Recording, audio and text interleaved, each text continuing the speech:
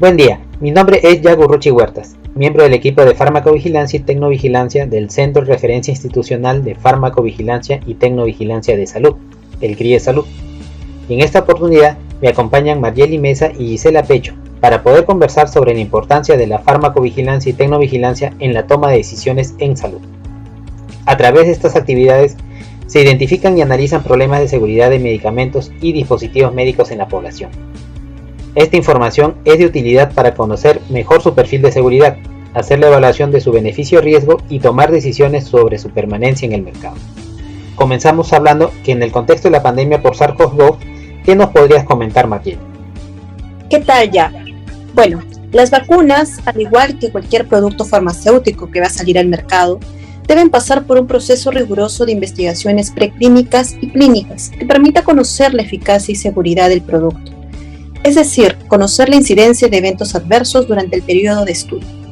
Este periodo normalmente toma algunos años. Sin embargo, en el contexto de la pandemia por la COVID-19, investigaciones de las diversas vacunas fabricadas se realizaron de manera rápida, lo que dio lugar a que se obtuviera una autorización de emergencia por parte de las agencias reguladoras de medicamentos. Efectivamente.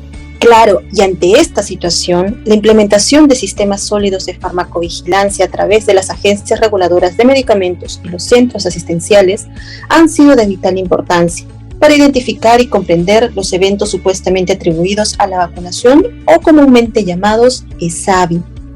Adicionalmente, estos datos ayudan a las agencias reguladoras a tomar decisiones basadas en el análisis científico de la información, ayudando a adoptar medidas de prevención y o minimización de los riesgos asociados al uso de estos productos farmacéuticos.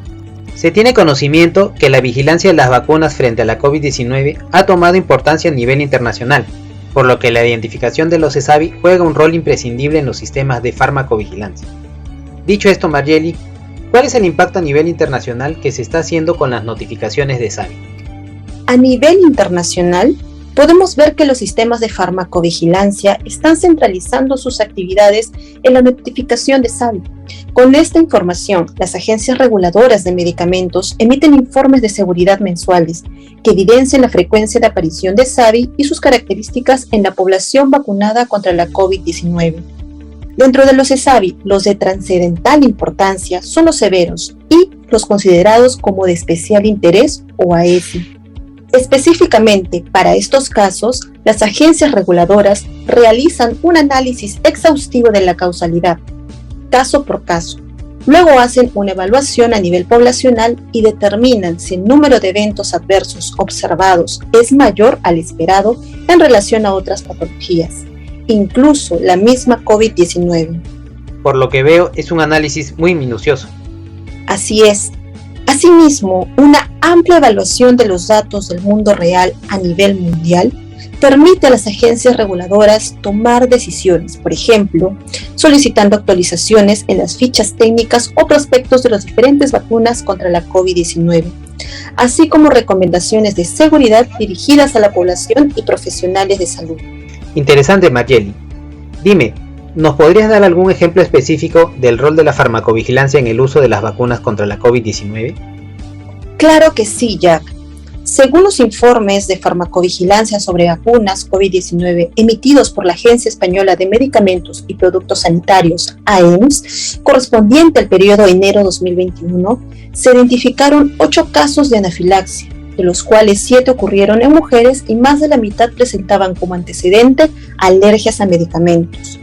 En consecuencia, la AEMS consideró lineamientos sobre la identificación y manejo de la anafilaxia. Por ejemplo, la disponibilidad inmediata de adrenalina en cada centro de vacunación. Asimismo, gracias a la información obtenida a través de la farmacovigilancia, la agencia reguladora recomendó a los profesionales de salud no administrar una segunda dosis en caso se haya presentado alguna reacción alérgica importante tras la inoculación. Realmente interesante, Marjely. Es decir, que de unos cuantos casos se pueden tomar decisiones en favor de la seguridad de los pacientes, ¿verdad? Así es, Jack. Tal como te explicaba inicialmente, debemos de considerar que cuando se presentan ESAVI, sobre todo los desconocidos o los AESI que ya hemos mencionado, esto conduce a una evaluación exhaustiva de los casos, complementando con el análisis de las bases de datos y otras fuentes de información epidemiológicas. De este modo, la toma de decisiones se da en un entorno científico, permitiendo definir el balance riesgo-beneficio de las vacunas. ¿Nos podrías explicar un poco sobre el balance riesgo-beneficio? Claro que sí. Un riesgo es la posibilidad de que ocurra un evento. Por otro lado, el beneficio se define por su efectividad y seguridad en condiciones de uso reales. Para que nos quede claro, te daré un ejemplo. El 7 de abril del 2021, la Agencia Europea de Medicamentos, EMA, advirtió sobre 86 casos de trombosis con trombocitopenia relacionados a la vacuna AstraZeneca, con una incidencia mayor en mujeres de 60 años dentro de los primeros 15 días tras la inoculación. Luego de la investigación de cada caso, se procedió a evaluar el balance riesgo-beneficio de esta vacuna, principalmente porque este evento adverso es considerado una ESI. Para ello, adicionalmente de evaluar la efectividad de la vacuna en prevenir outcomes duros como mortalidad y gravedad de la infección, también revisaron la información epidemiológica sobre otras posibles causas de trombosis, tales como consumo de cigarrillos, anticonceptivos orales o la misma infección activa por SARS-CoV-2. Así, encontraron que la incidencia de casos de coagulopatías para las píldoras anticonceptivas es menor del 0,12%, para el consumo de cigarrillo es de 0,18%, para la infección COVID-19 es 16,5% y finalmente para la vacuna es 4 casos en 1.000.000. Por lo tanto, los beneficios de la vacuna AstraZeneca de prevenir estados graves de COVID superan los riesgos de contraer el síndrome de trombosis con trombocitopenia, lo que conllevó a la decisión de mantener esta vacuna en el mercado mundial. Increíble. Esta información demuestra que hasta un cigarrillo es mucho más peligroso que la administración de la vacuna. Exactamente, Jack. Y es gracias a esta información que la EMA decidió publicar una serie de recomendaciones dirigidas a los profesionales de salud, tales como evitar la administración de AstraZeneca en pacientes que se haya detectado síntomas de trombosis tras recibir la primera dosis, realizar un seguimiento activo de 3 semanas a los pacientes tras la administración de la vacuna. Asimismo, se solicitó la inclusión de este problema de seguridad en la ficha técnica y prospecto del producto. En conclusión, es importante que dentro de la etapa clínica previa a la comercialización, la trombosis no fue detectada. Y aquí vemos, una vez más, la importancia de los datos de seguridad que nos brinda la farmacovigilancia y que gracias a esta actividad se está tomando acciones de seguridad en relación a las vacunas frente a la COVID-19. Dinos, Mayali, ¿qué nos podrías decir sobre la miocarditis y pericarditis asociada a la vacuna contra la COVID-19? Bien, Jack. Los sistemas de vigilancia de seguridad de la EMA y del Centro de Control de Enfermedades CDC de Estados Unidos identificaron casos de miocarditis y pericarditis en hombres menores de 30 años tras la segunda dosis de la vacuna Pfizer. Pero tras la evaluación de la CDC, se determinó que la tasa de reporte era de 3.5 casos de miocarditis y pericarditis por millón de dosis administradas en la población en general. Cabe mencionar que ningún caso fue grave y la evolución ha sido favorable, por lo que se le atribuye un perfil clínico que progresa con el tiempo tratamiento. Pero ante estos datos, tanto el PRA como el CDC coinciden en que los beneficios de la vacuna superan los riesgos de hospitalizarse o morir por padecer la forma grave de la infección por SARS-CoV-2.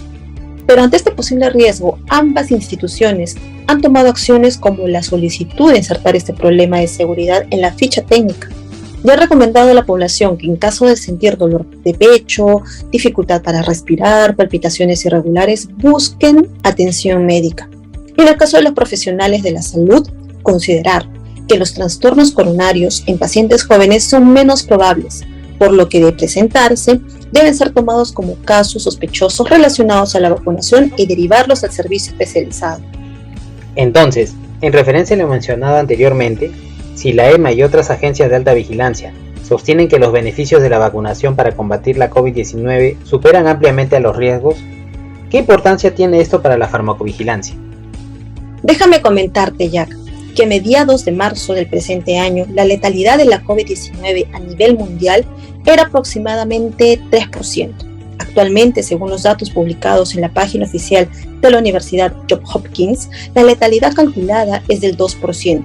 Y es que a medida que haya más vacunados, la letalidad por SARS-CoV-2 disminuirá y a la vez conoceremos mejor el perfil de seguridad de las vacunas, siempre y cuando los sistemas de vigilancia de SAVI se fortalezcan.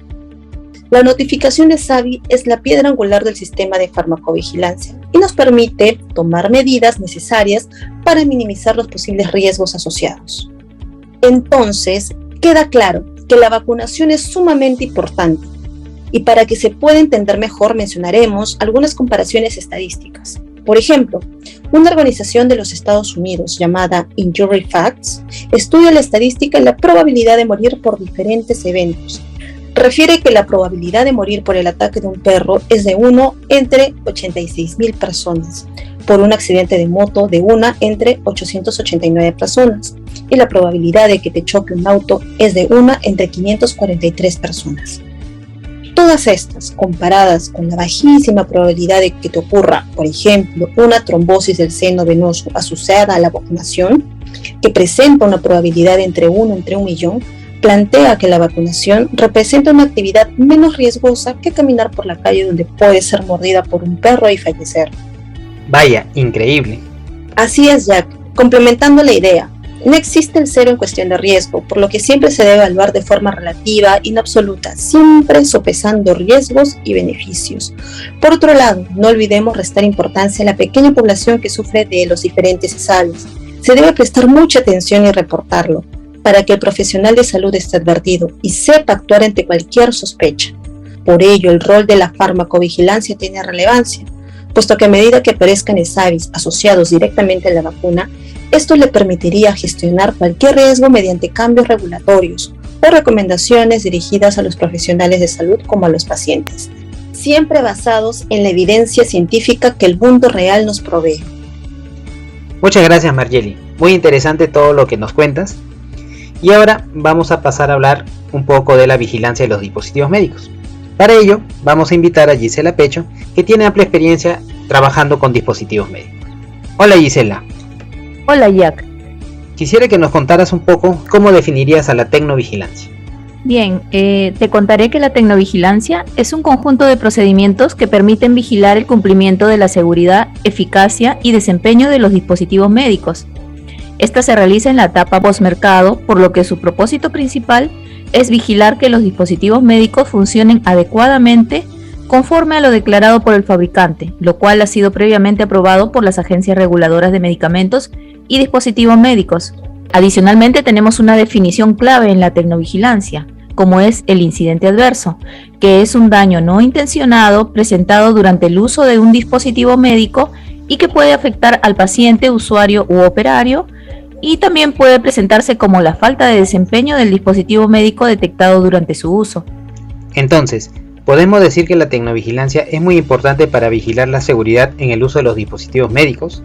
Sí, Jack, en efecto, es muy importante, ya que nos permite disminuir riesgos y la probabilidad de que se vuelvan a presentar incidentes adversos durante el uso de dispositivos médicos. Y dinos, Gisela, ¿cómo la tecnovigilancia contribuye a la evidencia en la toma de decisiones? Existen varios ejemplos en los cuales la tecnovigilancia o la evidencia recopilada por la tecnovigilancia por medio de notificaciones espontáneas, notificaciones de incidentes adversos, nos pueden dar una alerta para establecer si un dispositivo médico es seguro o ha perdido esa virtud de la seguridad. Uno de ellos, por ejemplo, sucedió cuando los dispositivos médicos aún no contaban con una regulación tan rigurosa como ahora, ¿no? Este es el caso del DIU, o dispositivo intrauterino Dalcon Shield, o escudo de Dalcon, comercializado por la compañía A.H. Robin. Cuéntanos, Gisela, ¿qué sucedió con ese dispositivo intrauterino? Este DIU fue muy utilizado por los ginecólogos desde enero del 71 hasta junio de 1974, año en que fue retirado del mercado, es decir, hace ya 47 años, ¿no? La compañía indicaba que el Dalcon Shield era un método anticonceptivo muy efectivo comparado con el resto de la competencia. Sin embargo, el estudio utilizado por esta compañía para promocionar este producto carecía de buena metodología científica. A ello se suma el hecho de que realizaron un seguimiento corto de 4 meses y medio solo a 640 mujeres, y sus datos eran inconsistentes. Lamentablemente, con el tiempo, surgieron diferentes informes con alta frecuencia de enfermedad inflamatoria pélvica, dejando en claro que los resultados de la seguridad y eficacia del Dalcon Shield estaban sobreestimados. Interesante, Gisela. Y según lo que me comentabas por interno, En 1973, con la finalidad de indagar aún más acerca del uso de este dispositivo intrauterino, el Centro para el Control y la Prevención de Enfermedades de los Estados Unidos, o CDC, hizo una encuesta a los médicos. Dinos, ¿qué hallaron en esta encuesta? Sí, es cierto, Jack. El CDC, en conjunto con el Comité de Atención Materno-Infantil de la Asociación Médica Estadounidense, AMA, y la Asociación Osteopática Estadounidense, AOA, realizaron una encuesta en un intento por determinar la morbilidad y la mortalidad asociadas con el uso del Dalkon Shield en los Estados Unidos. Los resultados de esta encuesta mostraron un riesgo excesivo de embarazos complicados entre las usuarias de Dalkon Shield en comparación con las usuarias de otros DIU. Es así que en el 1974 el fabricante retiró el dispositivo médico del mercado y en 1975 el CDC informó que las usuarias de Dalkon Shield tenían más probabilidades de morir a causa de abortos espontáneos que las usuarias que usaban otro DIU. Muy lamentable lo que nos cuenta Gisela. Sí, verdaderamente lamentable, Jack. Y no solamente es eso, sino que también se informó acerca de abortos sépticos y este hecho permitió acelerar la aprobación de las enmiendas en la regulación de dispositivos médicos de 1976 en Estados Unidos. Esto permitió a la FDA establecer un mayor control sobre los dispositivos médicos. Después de algunos años, en 1983, el CDC de Estados Unidos informó que las usuarias de Dalkon Shield tenían un mayor riesgo de enfermedad inflamatoria pélvica que las usuarias de otros tipos de DIU. Ese mismo año, tanto el CDC como la FDA recomendaron que las mujeres que todavía usaban los DIU Dalkon Shield se los quitaran. Interesante, Gisela. Este es un caso que representa cómo la falta de evidencia sobre la efectividad y seguridad de algunos dispositivos médicos pueden conllevar a daños en la población usuaria. Tal es el caso de estas mujeres que usaron el Dalkon Shield. Y con respecto a esto, ¿cuántas mujeres se les implantó el Dalkon Shield? Fueron más de 2 millones de mujeres, Jack, la mayoría de ellas jóvenes y sin hijos, a quienes se les implantó en el útero el pequeño dispositivo que tenía forma de cangrejo para una anticoncepción sin problemas, en teoría, ¿no? De ellas, 90.000 tuvieron complicaciones importantes. A mediados de 1985, al menos 21 mujeres ya habían muerto, 13.000 eran estériles o infértiles y probablemente cientos más de mujeres fueron madres de niños dañados. Y dinos, Gisela, ¿se determinó cuál fue la causa de estos incidentes adversos? Sí, se identificó que el aumento de riesgo se atribuiría a la cuerda de la cola del dispositivo médico. Esta colgaba del útero hacia la vagina y estaba formada por varios filamentos envueltos entre sí y encerrados en una funda de nylon. Pero debido a que este hilo tenía muchos filamentos, las bacterias de la vagina se acumulaban dentro de estos espacios y viajaban hasta el útero, que tú sabes que normalmente es estéril. Qué peligroso fue este dispositivo médico, Gisela. Pero afortunadamente ya no se encuentra en el mercado, ¿verdad? Sin duda alguna, fue muy peligroso. La información de la vigilancia en este caso fue muy importante para tomar decisiones sobre la comercialización de este producto. Pensábamos que ya este dispositivo médico no presentaría problemas. Sin embargo, en el 2016 se publicó un caso relacionado a este DIU. Una mujer multigrávida de 69 años fue referida al hospital de Ottawa por la aparición de una masa uterina. Después de un diagnóstico de cáncer de mama, fue sometida a una tomografía computarizada de abdomen y pelvis, el que mostró un útero muy anormal y canal engrosado. Entonces, ella recordó que había utilizado el Dalkon Shield, sin embargo, creía que ya se lo habían retirado, lo que nuevamente trae al presente este problema. La pregunta es, ¿cuántas mujeres aún lo tendrían y no se habían percatado que aún lo tienen? Aquí se ve la importancia entonces de la responsabilidad que tienen los fabricantes sobre sus productos, ¿no? La empresa debió hacer seguimiento a las mujeres que hubieran sido implantadas y ha debido evaluar el comportamiento del dispositivo médico. Gisela, esta información que nos has dado es muy importante. Bueno, vamos a continuar con más casos en el siguiente segmento.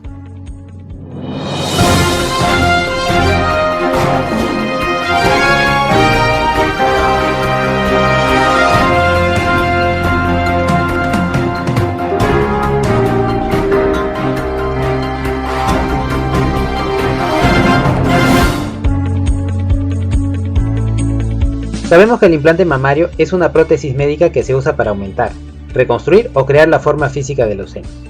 Entonces, Gisela, ¿qué nos podrías comentar acerca de este caso?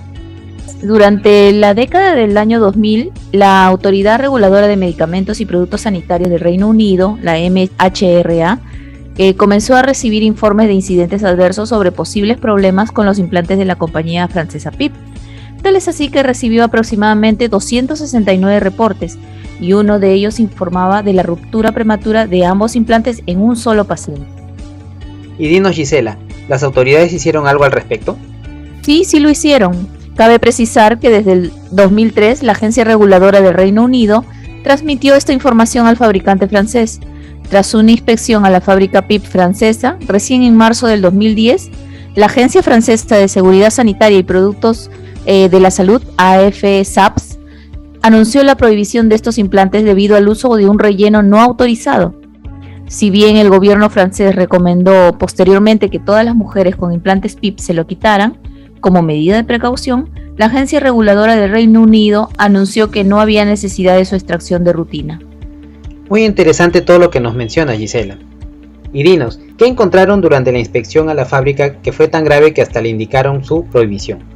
Bueno, lo que encontraron fue que estas prótesis mamarias usaban un gel de silicona industrial, diferente a los registros de diseño y fabricación.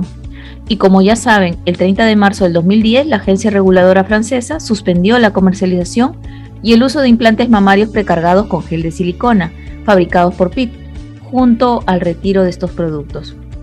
Todas estas acciones se debieron al aumento del número de incidentes de roturas de prótesis mamarias, precargadas con gel de silicona y fabricadas por la empresa PIP, lo que dio una gran señal que algo estaba andando mal. Entonces, Gisela, podemos decir que gracias a la tecnovigilancia, la Agencia Reguladora de Francia constató una mayor frecuencia de roturas en la envoltura de estos implantes. Y cuéntanos, ¿cuántas mujeres fueron afectadas por este problema? Sí, es cierto, Jack, y sobre todo que estas rupturas eran más frecuentes en las del implante PIP que en otras marcas. En cuanto a las afectadas, tenemos referencia que en Francia desde el 2001, año en que se empezaron a usar los implantes de gel de silicona, se tiene un registro de 30.000 de 500.000 mujeres que se implantaron la prótesis PIP rellenas de gel de silicona. En el Reino Unido se estima que 47.000 se colocaron implantes PIP, la mayoría de las cuales viven aún con ellos. Recordemos que la Autoridad Sanitaria del Reino Unido no creyó necesaria su extracción de rutina. En este país, la gran mayoría de implantes PIP se colocaron en clínicas privadas, pero una pequeña cantidad se realizó en el Servicio Nacional de Salud del Reino Unido, principalmente para la reconstrucción.